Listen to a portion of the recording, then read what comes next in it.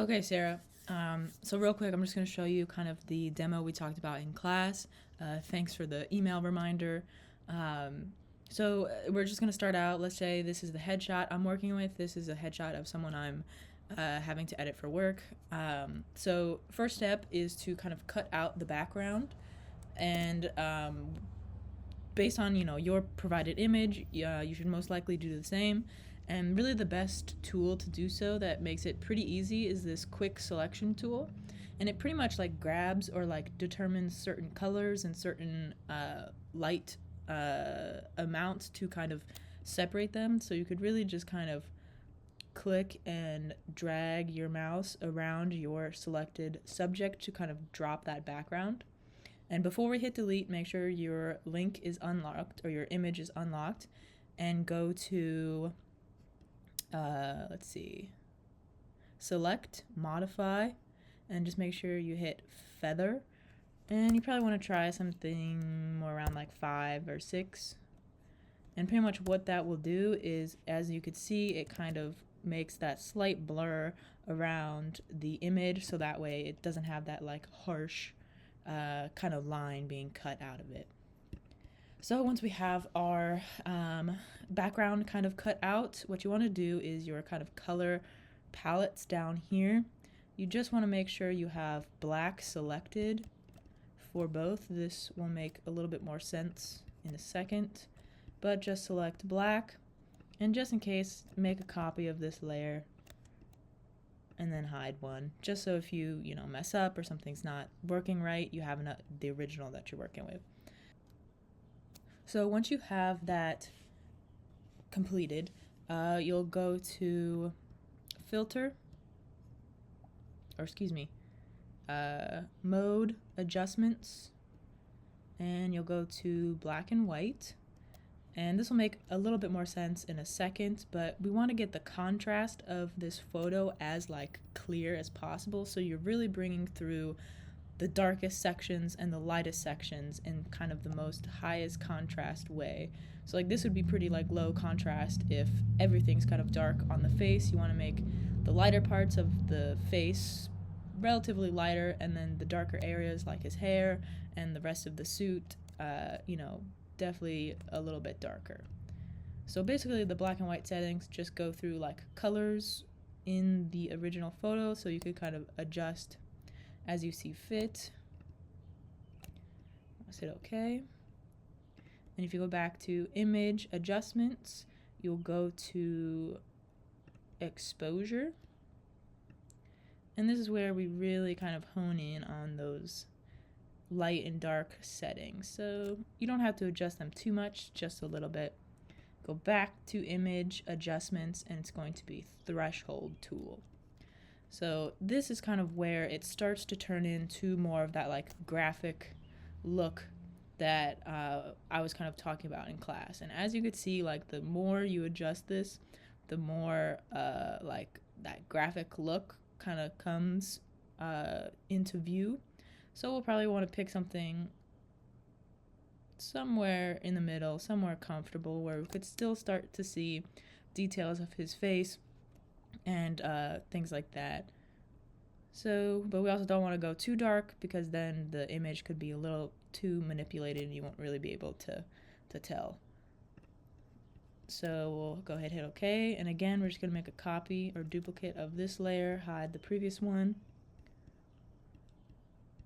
And this is where, so if we want to get rid of, so if you want to, have these different colors, have this like white and black, a different area or a different color within your piece. So a lot of what your designer has done is a lot of like pop art and, influences within that area of art. So if you go back to the duplicated or most recent version, and you just want to go to select color range, I'm just going to highlight or click on with the little eyedropper all the white areas, and we'll just hit delete.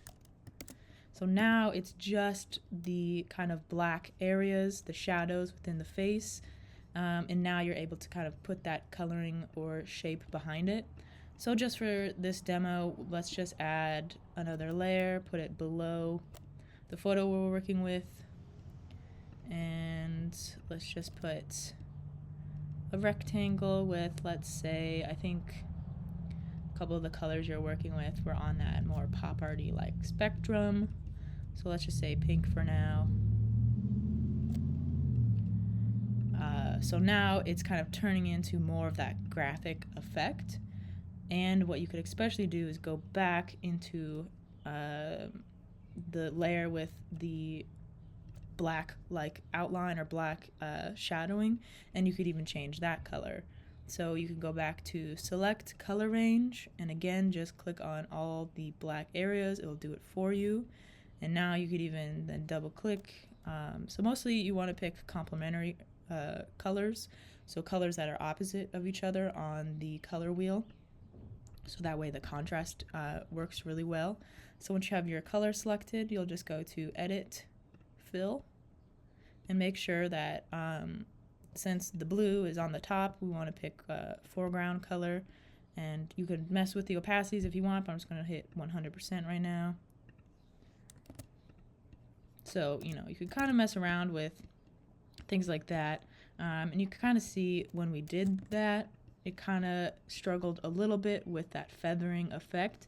So if you kind of want to get rid of that, you could always go back to the original headshot and cut without feathering. It kind of just depends on what colors you go with.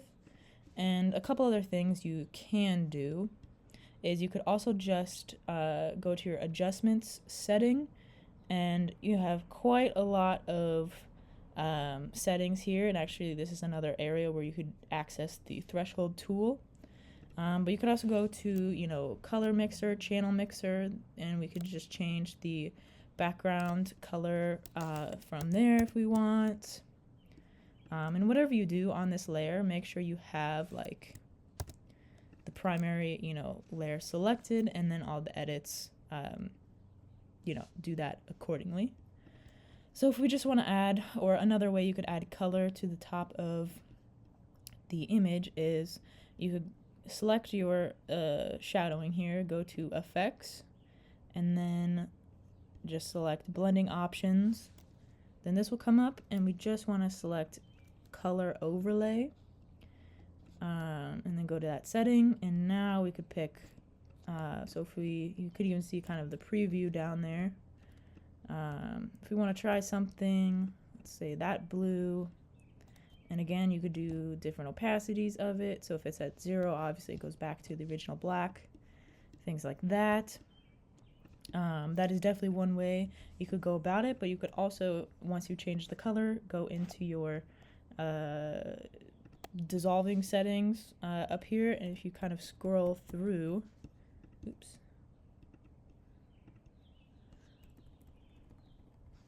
actually I think it would be on the rectangle.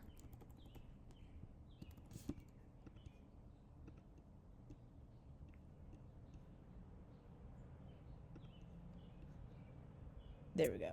Okay. So the reason why it didn't work there quite at first is because you have to, once you make your edits or color or changes in color, you just have to rasterize the layer or image. And basically what rasterizing means is just you're converting it back to like a simplistic image with no attached or like multiplied effects. So now you could kind of go through those settings, and different things will kind of happen based on the color that you have, or maybe even texture you have in the background. So I'll even just grab something. Let's say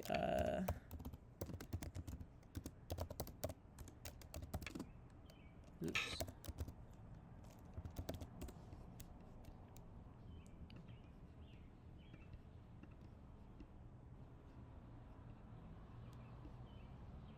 So just go to images, look for something of a large size. I don't know, I'll just go with this. So this could be another way that you add like that style, oops, to all your images. And another way you could really just like bring in that like photo element and bring in that consistency that we kind of talked about. So if I just make this,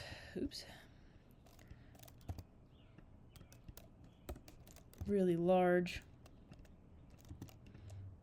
I don't know, let's just say right there.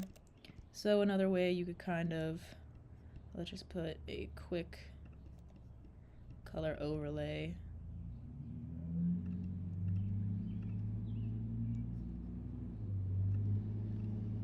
on these mountains. Actually, I'll just leave it like that. But we go back up to the settings here, and now you could see if you have a texture in the background, or even if it's a more simplistic texture, these like multiply settings like allow and constrict different things to kind of blend with the thing that's behind it or the texture that's behind it. So even if you wanted to use like ripped paper or like a pixelated look or like something like that to get extra texture, whether it's related to your project, if you wanted to feature other images, but this is definitely one way of going about that. And this kind of gets that like pop art look and feel as well.